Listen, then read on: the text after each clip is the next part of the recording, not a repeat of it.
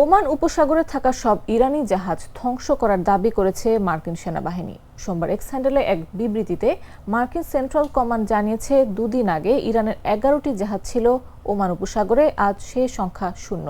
বিবৃতিতে আরও বলা হয়েছে, দীর্ঘ কয়েক দশক ধরে ইরান ওমান উপসাগরে আন্তর্জাতিক জাহাজ চলাচলে হস্তক্ষেপ ও হামলা চালিয়েছে।